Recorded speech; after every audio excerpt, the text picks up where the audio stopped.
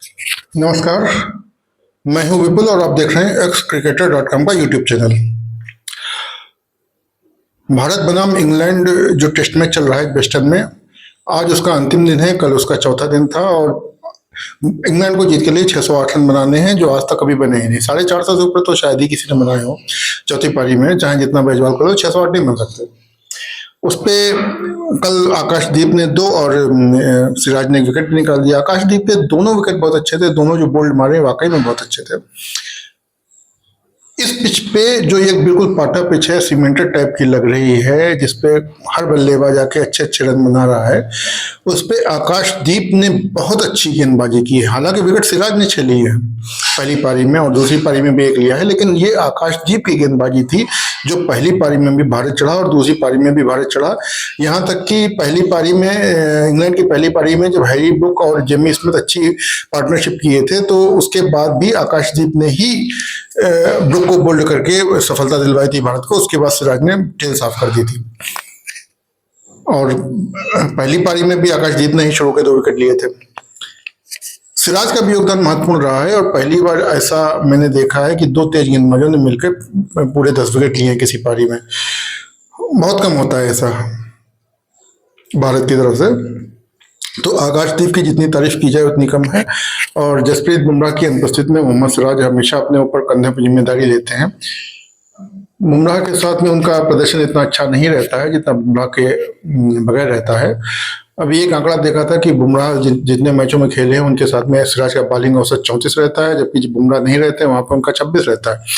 और बुमराह के साथ में जब वो खेलते हैं तब उनका एक ही 5 विकेट ऑल है, जबकि अलग मतलब बुमराह से अलग खेलते हैं तब उनके 3 5 विकेट ऑल हैं टेस्ट में। सिराज ने काफी अच्छी गेंदबाजी की, उनकी भी तारीफ बनती है। 6 विकेट लेना हंसी मजाक नहीं होता, और वो भी इस पाटा पिच पे। सिराज और आकाशदीप ने बहुत ज्यादा दबाव बनाया और ये दोनों गेंदबाज तो बहुत ज्यादा प्रशंसा के पात्र होने चाहिए कि इस सीमेंटेड पिच पे इन दोनों ने इतनी अच्छी गेंदबाजी की। यहाँ तक कि कल आकाशदीप की गेंदबाजी को खेलते हुए अंग्रेज बल्लेबाज थोड़ा सहमे हुए से दिख रहे थे। ऐसा बुमराह के अलावा बहुत कम मैंने देखा है। इसके अलावा शुभमन गिल की जितनी तारीफ की जाए उतनी कम है। 430 रन बनाए हैं उसने एक टेस्ट मैच में, जो ग्राहम गोच के बाद सबसे बड़ा रिकॉर्ड है। पहली पारी में 269 बनाए, दूसरी पारी में 161 बनाए, ये भी बहुत बड़ी बात है। और चाहे जितनी पाटा पिच हो, चाहे जितनी खराब बॉलिंग हो, सबको ये नहीं कर पाता है। और वैसे भी जो बड़े स्कोर होते हैं वो हमेशा पाटा पिचों पर ही बनते हैं। ब्रायन लारा के भी 400 रन कोई बहुत ज्यादा स्पिनिंग लेती पिच पे या बहुत ज्यादा पेस वाली पिच पे नहीं बने थे। तो पाटा पिचों पर ही बड़े स्कोर बनते हैं। तारीफ तो केएल राहुल की भी बनती है। अगर आप कहेंगे क्यों, भाई यशस्वी जायसवाल का भी पहले टेस्ट मैच में शतक है और दूसरे टेस्ट मैच में अर्धशतक है। सेम केएल राहुल का है, बल्कि केएल राहुल ने पहले टेस्ट की दूसरी पारी में जो शतक मारा था वो बहुत अच्छा था। हालांकि वो हार गए तो उसकी इतनी बात नहीं होगी, लेकिन वो उन परिस्थितियों में केएल राहुल ने बहुत अच्छा शतक मारा था। उसके बाद में इस टेस्ट में भी दूसरी पारी में उसने अच्छा अर्धशतक बनाया। हालांकि जिस गेंद पे वो आउट हुए वो कोई कहेगा कि अच्छी है, कोई कहेगा खराब थी, लेकिन मैं ये कहूंगा कि वो मौका चूके शतक बना सकते थे इस पिच पर। ऋषभ पंत ने भी अपने नाम के अनुरूप बहुत अच्छी पारी खेली। उनके हाथ से बल्ला छूटा जा रहा था, कभी कुछ हो रहा था, वैसे वो आउट भी हुए, लेकिन उन्होंने अच्छी पारी खेली, मोमेंटम बनाया।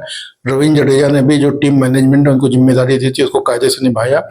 स्लो किया खेल को स्लो किया और जब दिन के 10-15 ओवर बचे थे तो वहां तक ले गए। शुभमन गिल की तो जितनी तारीफ की जाए उतनी कम है। इनसे ज्यादा रन किसी भारतीय टेस्ट कप्तान ने बनाए नहीं। इंग्लैंड में एक टेस्ट में 2 पारी में, एक टेस्ट की दोनों पारी में शतक लगाया है, इतने ज्यादा रन बना दिए हैं।